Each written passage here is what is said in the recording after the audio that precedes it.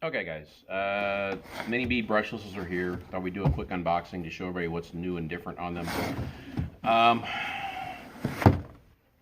Open it up, looks like a normal Mini B brush except for the new radio.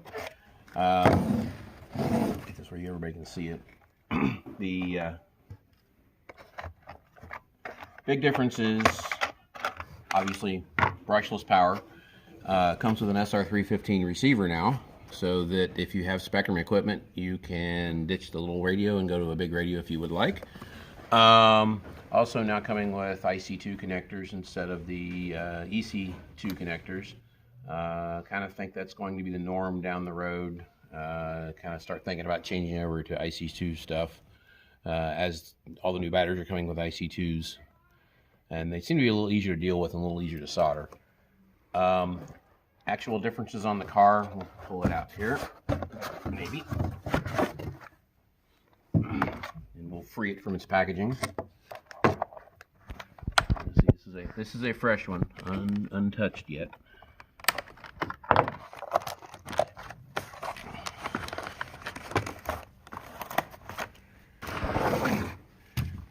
Differences on the car, and these are all new batch production stuff that will be coming on even the brushed cars. Front bulkhead has now bigger gussets around the screws for the steering posts, beefing up the front end. There's also some other webbing inside it that makes it a little bit stronger. The shock spring cups now have a taller ridge on the inside, making it less likely the springs are going to pop off and thus lose spring cups. New ball cups, which they look the same, but it's a different plastic. They feel harder. They don't flex as much. Yet to be determined if they pop off less, but hopefully they should. Back of the car, now this is the new training case. This has actually been out for a couple months on the Ready to Runs, but it has a rear sway bar mount built into it, and the gussets around the rear inner pivots have been beefed up. Beyond that, it's pretty much a brushed drag car. saver. Oh, and yes, most importantly, the now comes with the drag servo, as everybody's been calling it.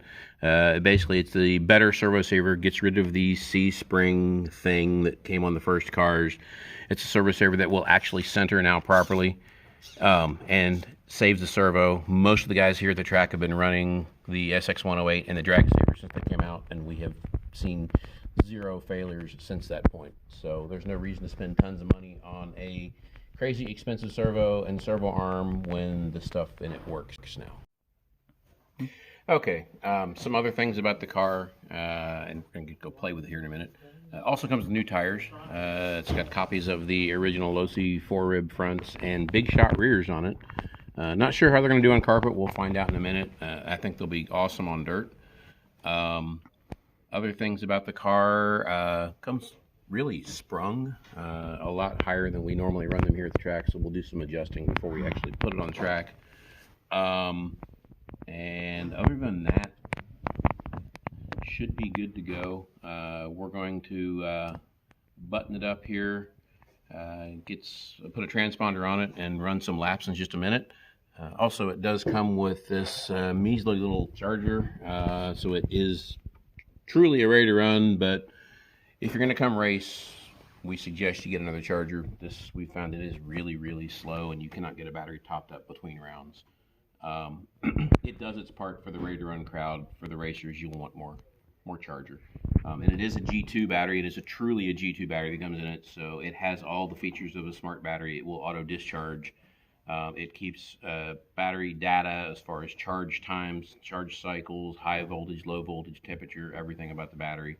Kind of cool. They crammed it into a really small battery. But you do need a G2 charger to charge it. That is the one drawback. There are versions of this battery that are not G2 that are available if you don't want to go down that pathway.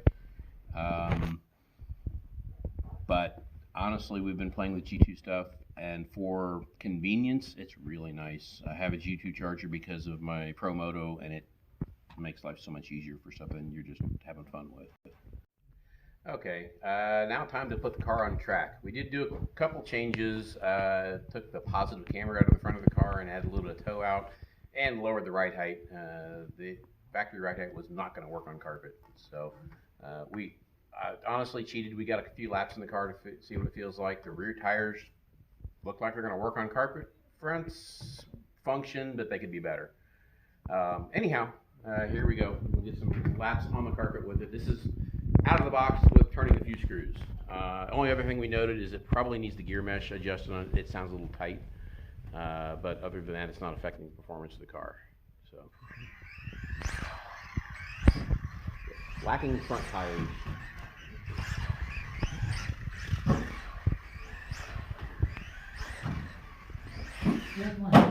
Strike one. 17-2.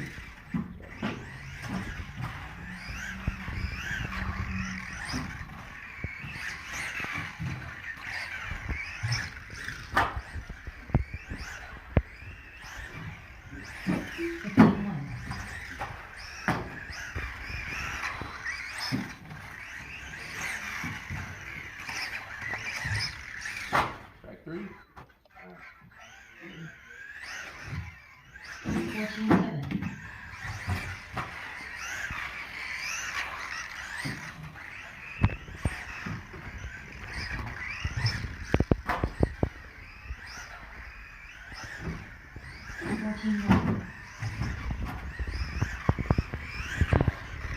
As you can see, it needs front tires for the carpet, but other than that, not too bad out of the box. 14-4. And it takes abuse.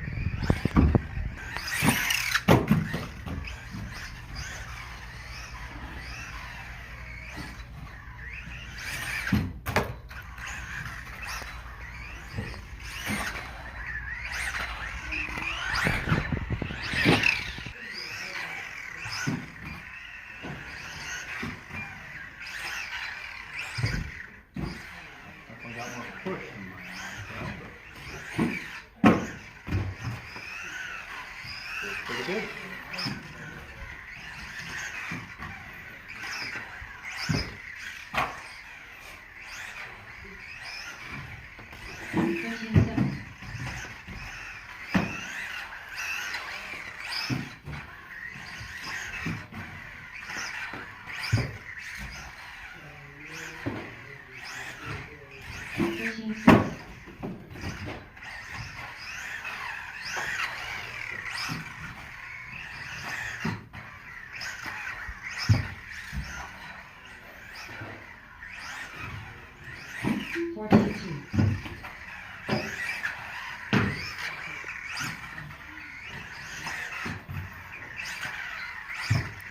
As you can see, the car's pretty good. Just would benefit some front tires a little bit.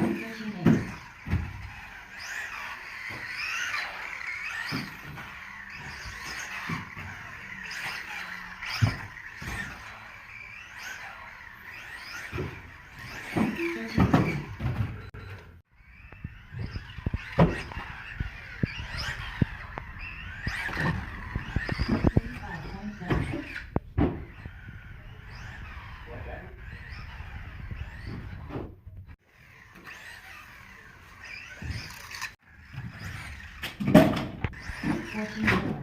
and it takes abuse. 14-7.